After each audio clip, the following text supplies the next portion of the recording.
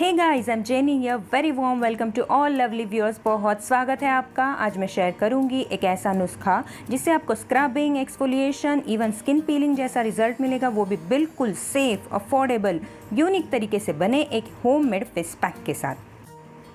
चेहरे, गर्दन, हाथों, बॉडी पर कोई दाग धब्बे, धूप से आया सांवलापन हो, खुरदरी, रूखी, बेजान डेड स्किन हो, लिप्स के, आंखों के अराउंड काले ब्राउन स्पॉट्स हो जैसे pigmentation marks, white heads, black heads को आप बिना स्किन को नुकसान किए हटाना चाहते हो तो ज़रूरी है त्वचा को एक्सफोलिएट करना। आज देखेंगे स्किन को स्क्रबिंग या एक्सफोलिएट करने का सही तरीका, सही स्टेप्स। बनाएंगे बहुत ही यूनिक सा फेस पैक जिसे आप एक बार बनाकर महीने भर यूज़ कर सकते हो, हर बार सिर्फ 5 मिनट इन्वेस्ट करके। तो चलिए स्टार्ट करते हैं। इस मैजिकल पैक का बेसिक इंग्रेडिएंट है मसूर की दाल। इसके अलावा आप ले सकते हो चने की दाल। यहाँ मैंने 2 चम्मच मसूर की दाल, 1 चम्मच फ्लैक्स सीड्स और आधा चम्मच मेथी दाना लिया हुआ है। बाकी इंग्रेडिएंट्स हम ग्रेजुअली ऐड करते जाएंगे आगे। गाइस, आपने अब तक मेरे चैनल को अगर सब्सक्राइब नहीं किया है तो जल्दी से सब्सक्राइब और बेल आइकन दबा दीजिए ताकि मेरे सारे makeup, skin care, hair care videos आप तक पहुंचते रहें। यहाँ क्वांटिटी देखिए, मसूर की दाल से आधे हमने लिए हैं फ्लैक्स सीड्स और उससे आधे लिए हैं हमने मेथी दाना सीड्स।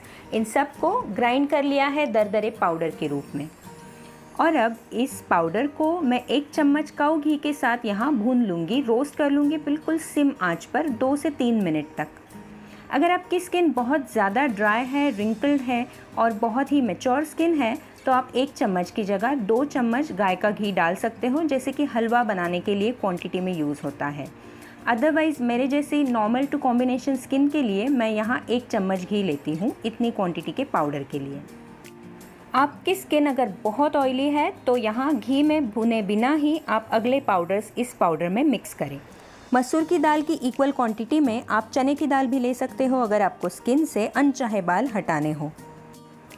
यहाँ मसूर की दाल इस फॉर्मूला में बेसिक इंग्रेडिएंट है क्योंकि मसूर की दाल दाग धब्बे हटाकर चेहरे पर रौनक लाती है, स्किन पर रौनक लाती है।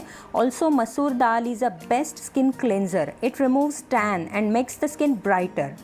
It has best anti ageing properties also. ये झुर्रियों का आना रोकता है, इसीलिए यंग और मैच्योर हर उम्र की त्वचा के लिए ये बहुत ही इफ़ेक्टिव है। The second important ingredient in this formula is flax seeds. It improves skin texture. इसमें मौजूद एंटीऑक्सीडेंट गुणों से त्वचा में कोलेजन प्रोडक्शन और नई पेशियों का निर्माण होता है, जिससे त्वचा साफ और चमकीली तथा पुष्ट दिखाई देती है। The another most important thing that we mixed here is मेथी दाना और fenugreek seeds we call. It contains anti-inflammatory and antibacterial qualities. ये त्वचा को नर्म, मुलायम बनाकर ड्राइनेस को कम करता है, साथ ही मुहासों की रोकथाम करता है। इसे हमें लगभग 2 से 3 मिनट तक भूनना है जब तक उससे घी छूटने ना लगे और रंग हल्का गहरा हो जाए। अब इसमें हम मिलाएंगे नटमेग यानी जायफल। इसे लेना है मेथी दाना से भी आधी क्वांटिटी में, यानी कि पाव टीस्पून। अगर आपकी स्किन पर गहरे दाग धब्बे हैं, पिगमेंटेशन मार्क्स है तो इसे ज़रूर मिलाएं, लेकिन इतनी कम क्वांटिटी में ही। इससे भी आधी क्वांटिटी में यानी कि 2 चुटकी लेंगे हल्दी, जो कि त्वचा की रंगत को निखारने के साथ साथ उसे रिंकल्स से बचाती है, कोमलता और चमक बढ़ाती है और आँखों के और अन्य काले दाग धब्बे, काले घेरे मिटाती है। अब इन सारी चीज़ों को मिक्स करके ठंडा होने पर एयर टाइट बॉटल या कंटेनर में आप भर के रखिए। फ्रिज के बाहर ये टिक जाएगा 2 हफ्तों तक, फ्रिज के अंदर ये टिकेगा 1 से 1.5 महीने तक। इसमें से रोज़ थोड़ी थोड़ी क्वांटिटी निकाल कर आप बॉडी पर इस्तेमाल कर सकते हो। चेहरे पर इसे रोज़ नहीं, हफ्ते में 2 से 3 बार यूज़ करना है। इसे प्लेन नॉर्मल पीने के पानी में घोल कर लगाओ और वॉश कर दो तो भी अच्छा असर होगा, लेकिन इसकी क्वालिटी बढ़ाने के लिए दही या दूध में अगर मिलाओ तो आपकी डेड स्किन बहुत अच्छी तरह से क्लीन हो जाएगी, उसमें जो लैक्टिक एसिड होता है उसकी वजह से। पपाया पल्प में आप तब लगा सकते हो जब चेहरे पर या बॉडी पर डलनेस, रूखापन, धूप से झुलसी त्वचा, फ्लैकी स्किन हो या पिंपल्स के दाग रह गए हो। आलू के रस में मिलाकर लगाने से इसकी विटामिन सी की वजह से हाइपर पिगमेंटेशन ठीक होता है। फाइन लाइंस या हल्की झुर्रियाँ हो, सूजन हो, छोटे मोटे स्किन बम्प्स हो तो वो कम हो जाते हैं। आप इनमें से किसी एक चीज़ के साथ इसे लगा सकते हो। इसके अलावा भी किसी फ्रूट जूस या पल्प के साथ आप लगा सकते हो। पैच टेस्ट लेना हमेशा ज़रूरी है, मेरे रेगुलर व्यूअर्स ये बहुत अच्छी तरह से जानते हैं। इन चीज़ों के साथ मिलाकर आप हफ्ते में 2 से 3 बार चेहरे पर और हफ्ते में 4 से 6 बार बॉडी पर लगाकर वॉश कीजिए। लगाने का और मसाज करने का सही तरीका हम अब देखते हैं। यहाँ मैंने स्किन को सिंपल पानी से वॉश कर लिया है। त्वचा पर कोई मेकअप प्रोडक्ट या फिर कोई अन्य स्किन केयर प्रोडक्ट नहीं होना चाहिए फॉर गुड पेनिट्रेशन। आप कोई भी चीज़ जब अप्लाई करते हो फेस पे तो नीचे से ऊपर और अंदर से बाहर की ओर स्ट्रोक्स होने चाहिए। लिप्स पर और आँखों के नीचे और ऊपर लगाना अवॉइड करें। इस तरह से पूरे पैक को मैंने पतले से लेयर में यहाँ पर पूरे चेहरे पर लगा लिया है। I am concentrating very well on the pigmented areas of my face. चेहरे के साथ साथ गर्दन को लगाना बहुत ज़रूरी है, अदरवाइज़ कुछ ही दिनों के यूज़ के बाद चेहरा और गला गर्दन अलग अलग दिखेंगे, डिस्कलरेशन दिख के आएगी। हमारे बॉडी के एक्सपोज्ड पोर्शन पर भी इसे लगाना उतना ही आवश्यक होता है। हमेशा इसे लगाने के बाद धीरे धीरे गोलाकार मसाज करें। अब जबकि ये पैक मेरा 5 मिनट बाद सेमी ड्राई हो गया है, यानी कि पूरा गीला भी नहीं है पूरा सूखा भी नहीं है, तो मैंने गीली उंगलियों के साथ इस तरह से गर्दन पर क्लॉकवाइज और एंटी क्लॉकवाइज स्ट्रोक्स में मसाज किया है। गले पर याद रखिए थायराइड ग्लैंड्स होती है, श्वास नलिकाएँ होती हैं, ज़्यादा प्रेशर नहीं देना है।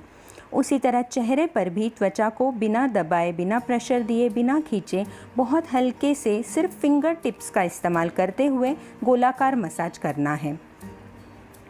चेहरे के साइड्स कभी इग्नोर ना करें। अपर लिप्स और नाक के साइड्स में इस तरह से हर कोने में आपकी उंगली पहुँचे, इस पर ध्यान दें। जनरली जहाँ पर हमें काले घेरे ज़्यादा होते हैं, डेड स्किन बहुत ज़्यादा जमा होती है, वहाँ पर कॉन्सेंट्रेट करें मसाज करते समय। पहली बार बनाकर लगा रहे हो तो आप अपने हथेली पर या कान की साइड में थोड़े से पैच पर इस पैक को लगा कर रखें। 10 मिनट बाद वॉश करके देखें कहीं वहाँ पर रेडनेस या कोई इचिंग, इरिटेशन, रैश, एलर्जी जैसा तो कोई चिन्ह नहीं दिख रहा है। और अगर आपको वो सूट हो रहा है तो फिर आप पूरे चेहरे पर इसका प्रयोग करें।